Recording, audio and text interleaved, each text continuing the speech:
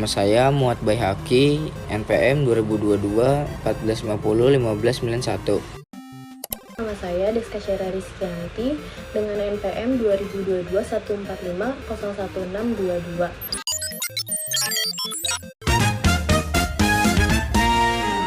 Menurut Iswi Haryani, tahun 2010 nomor 101 asuransi dapat berupa 3 macam bentuk. Yang pertama adalah polis asuransi, yaitu kontrak perjanjian asuransi antara pihak penanggung, yaitu perusahaan asuransi, dan pihak tertanggung, yaitu pemilik barang. Polis asuransi ada yang bersifat tertutup, yaitu diterbitkan hanya untuk mengcover atau menutup satu kali pengiriman barang.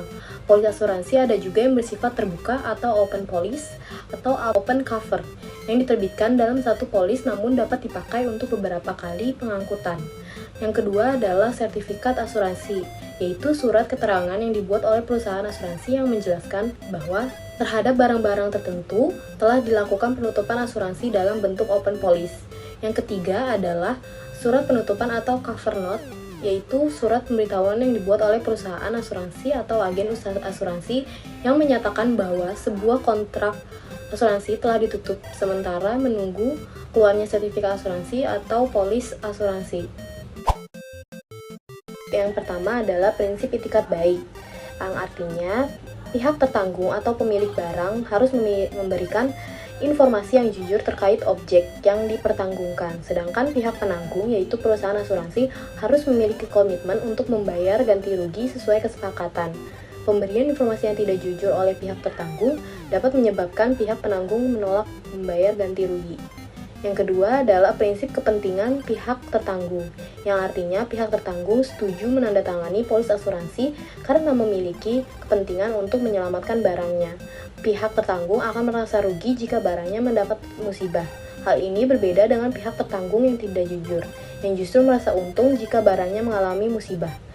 Yang ketiga adalah prinsip ganti rugi. Jika terjadi musibah, maka perusahaan harus memberikan ganti rugi kepada pihak tertanggung sesuai kesepakatan yang ditandatangani dalam polis asuransi.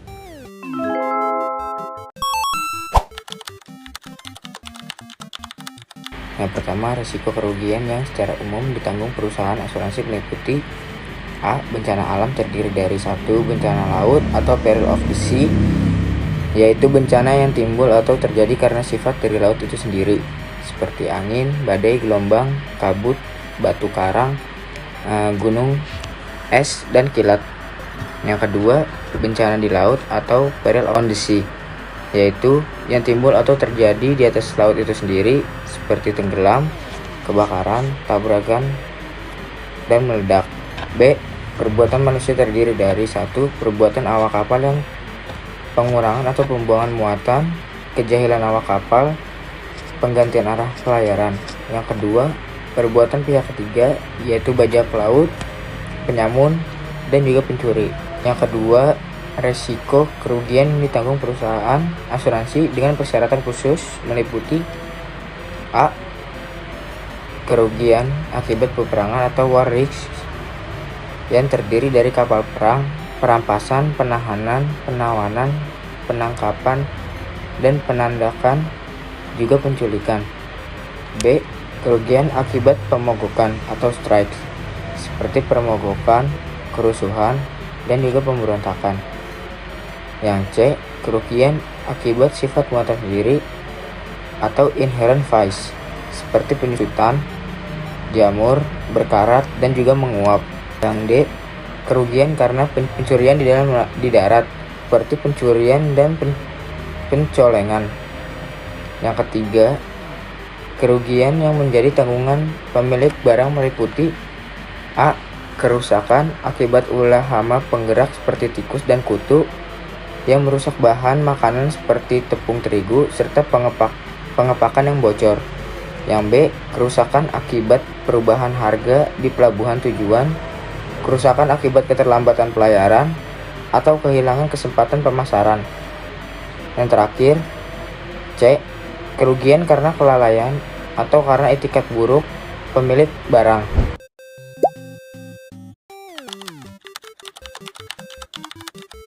Pertama adalah total loss, adalah suatu kerugian dan juga kerusakan dikatakan total loss apabila barang tersebut hancur total, tidak terbentuk sama sekali, musnah seluruhnya, atau kegunaannya hilang sama sekali. Terdiri dari yang pertama, total loss, artinya kapal atau muatan secara fisik telah lenyap semuanya atau muatannya sudah kehilangan seluruhnya. Yang B, constructive total loss, artinya kapal dan muatan kehilangan seluruhnya sifatnya semula, sekalipun secara fisik tidak rusak, sehingga baik kapal maupun muatan sudah tidak mungkin lagi dapat dimanfaatkan karena biaya penyelamatan lebih besar dari kapal dan muatannya. Yang kedua, partial loss adalah kerugian sebagian atau kerugian juga kerusakan yang timbul lebih kecil daripada barang tersebut. Terdiri dari A, general average adalah kerugian umum yang sengaja dilakukan untuk keselamatan semua pihak yang berkepentingan. Dalam hal ini, pihak-pihak yang mendapat manfaat harus memikul kerugian secara proporsional. Contohnya, kapal menghadapi gelombang besar di lautan. Yang B, particular average adalah kegiatan khusus yang diderita kapal maupun muatan karena kecelakaan yang dijamin dalam polis atau accidental cause, yaitu kerugian yang diderita oleh orang-orang tertentu saja secara khusus, tidak melibatkan seluruh pihak yang ada atau terlibat dalam pengangkutan tersebut. Particular average dibagi dalam dua jenis. Yang pertama adalah kekurangan atau shortage. Dilakukan dalam hal ini, penyelesaian berdasarkan harga pertanggungan dari barang yang kurang diserahkan tersebut. Yang kedua adalah kerusakan atau damage. Penyelesaian kerugian ditempuh dengan dua cara: ganti nilai kerugian atas barang-barang yang rusak tersebut atau memperbaiki barang yang rusak tersebut dan mengembalikan ke posisi semula. Syarat penanggungan yaitu berhubungan dengan jenis risiko yang dipertanggungkan. Semakin luas jenis risiko yang dipertanggungkan, maka semakin tinggi premi asuransi yang harus dibayar oleh pihak tertanggung. Jenis pertanggungan asuransi dalam pengangkutan laut meliputi yang pertama adalah Free of Particular Average, yaitu FPA. Perusahaan asuransi bebas dari tuntutan pembayaran atas kerugian tertentu dan hanya menanggung kerugian karena total loss dan kerugian umum, serta tidak wajib membayar ganti rugi terhadap kerugian khusus. Syarat FPA lazim digunakan dalam asuransi kapal dan jarang terjadi dalam asuransi barang. Yang kedua adalah with average. Perusahaan asuransi wajib membayar ganti rugi terhadap sebagian kerusakan dan kerugian yang terjadi selama pelayaran. Kerugian tersebut dapat meliputi total loss, general average, atau particular average yang tidak sengaja. Yang ketiga adalah all risk, yaitu perusahaan asuransi wajib memberikan ganti rugi atas kerusakan atau kerugian sekecil apapun. Premi asuransi yang dibayarkan dalam all risk adalah yang paling mahal dibandingkan jenis pertanggungan lainnya. Barang-barang yang dijamin dengan model ini umumnya adalah barang-barang berharga seperti emas dan perak, barang mewah, atau barang bernilai seni. Yang keempat adalah total loss only. Perusahaan asuransi hanya menanggung kerugian jika barang tersebut rusak total atau hilang total. Kerusakan total dapat diakibatkan karena barang atau kapal secara fisik hilang atau seluruh nilainya hilang karena rusak. Kerusakan total juga dapat diakibatkan karena biaya untuk menyelamatkan barang atau kapal lebih besar dari nilai barang atau kapal tersebut. Jenis pertanggungan ini lazim dipakai untuk barang yang tidak dibungkus seperti kayu, batu bara, dan lain-lain. Lalu yang kelima atau yang terakhir adalah franchise clause. Pihak tertanggung atau pemilik barang tidak akan mendapat ganti rugi untuk kerugian-kerugian kecil sampai jumlah tertentu yang dapat dikurangi. Disebut franchise karena untuk mendapatkan ganti rugi harus dicapai angka kerugian minimum. Itu satu, barang-barang yang diangkut sebagai objek pertanggungan. Faktor-faktor yang dapat mempengaruhi terhadap barang yang diangkut adalah A. Jenis barang, type of cargo. Jenis barang dibagi dalam 4 golongan, yaitu yang pertama general cargo atau barang-barang umum, yaitu jenis-jenis barang yang bersifat umum, contohnya kain, furnitur, mesin-mesin, dan lain-lain. Yang kedua ada bulk cargo, barang-barang curah, yaitu jenis barang yang umumnya dimuatkan dalam bentuk curah, contoh batu bara, pasir, semen, pupuk, dan lain-lain. Yang ketiga special cargo, barang-barang khusus, yaitu jenis barang-barang yang khusus sehingga sistem pemuatan atau pengepakan dilakukan secara khusus pula. Contohnya adalah barang-barang pecah belah, keramik, elektronik, dan lain-lain. Yang keempat, dangerous cargo atau barang-barang berbahaya, yaitu jenis barang-barang yang sangat berbahaya. Dalam hal ini, barang-barang harusnya sangat diperhatikan.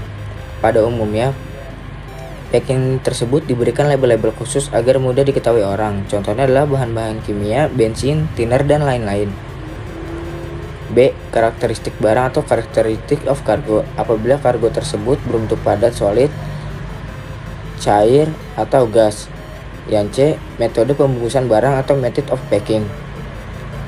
Di dalam setiap pengiriman barang, maka packing atau pembungkus barang tersebut layak dan pantas, walaupun ada beberapa barang yang tidak dibungkus, misalnya kendaraan bermotor, kayu, dan lain-lain.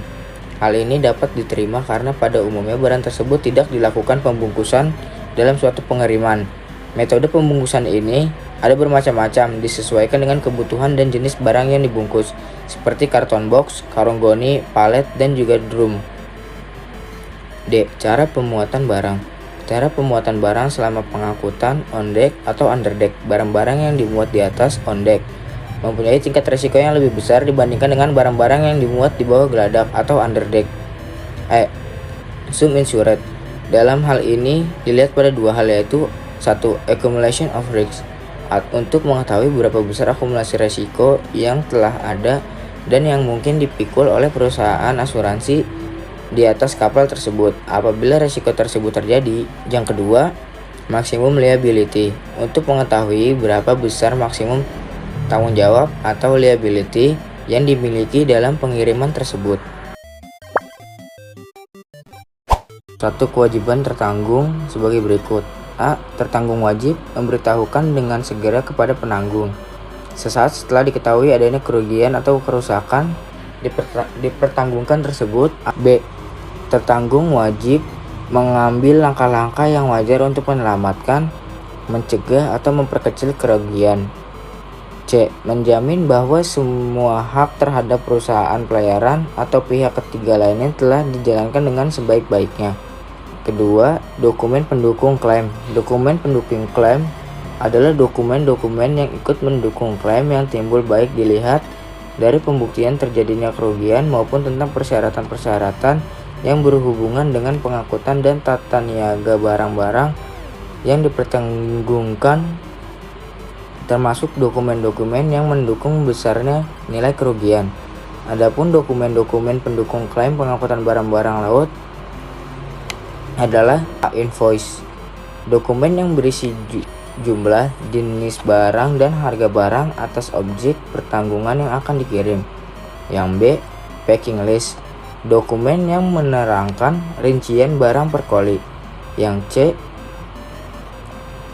Persyaratan pembungkus yang laik atau subvention packing, suatu barang sudah ditentukan standarnya yang bertujuan untuk melindungi keselamatan barang dalam proses pengangkutan yang biasa disebut seaworthy packing. Yang mengeluarkan certificate of packing ini adalah perusahaan profesional yang telah mengetahui metode membungkus untuk setiap barang sesuai dengan sifat dan karakteristik barang yang dibungkusnya. Yang D. Bill of lading, untuk mengetahui apakah suatu barang telah dimuat dalam kapal. Hal ini dapat diketahui dari bill of lading. Fungsi dari BRL adalah sebagai bukti penerimaan barang di atas kapal atau receipt cargo on board. Bukti kontrak pengangkutan atau contract of ferry dapat digunakan sebagai claim recovery dari perusahaan pelayaran. Yang E. Certificate of origin, suatu dokumen yang menerangkan asal negara barang yang bersangkutan. F. Bukti kekurangan. Bukti kekurangan ini dalam pengangkutan laut biasanya dengan istilah Notice of Shortage atau Certificate on Non-Delivery atau SFPWH. Contohnya, dalam BL dikatakan bahwa barang yang dikirim 100 koli sewaktu diserahkan dari pelabuhan tujuan ternyata hanya 85 koli. Untuk barang yang kurang sebanyak 15 koli. Untuk itu dibuatkan bukti pengurangan oleh perusahaan pengangkutan. Yang G. Bukti perusakan ini adalah suatu pernyataan dari perusahaan pengangkutan laut yang menerangkan bahwa barang yang diserahkan mengalami kerusakan. Bukti kerusakan ini biasanya disebut cargo damage reports atau damage cargo list atau claims concerning damage. Yang H. Laporan survei oleh Marine Independent Surveyor adalah surat pembuktian atas kekurangan atau kerusakan atas barang-barang yang dipertanggungkan. Surat ini bisa saja dikeluarkan oleh Marine Independent Surveyor seperti Lloyd's Agent, Marine Cargo Inspection, atau International Marine Recoveries. Yang I. Laporan kebenaran pemeriksaan. Sesuai dengan ketentuan Inpres nomor 4 tahun 1985 tentang penugasan SGS yang melakukan survei atas barang-barang impor Indonesia, maka SGS mengeluarkan laporan kebenaran pemeriksaan terhadap barang-barang impor yang meliputi kuantiti, harga, dan juga biaya pengangkutan dari barang tersebut. Yang J. General Average Declaration adalah deklarasi General Average yang dilakukan oleh nakoda atau shipping company kepada average register dalam hal terjadinya General Average. Yang terakhir adalah K. Pemberitahuan tabrakan kapal adalah surat pemberitahuan adanya tabrakan kapal dari perusahaan perlayaran yang mengangkut barang dalam hal terjadinya kasus tabrakan kapal.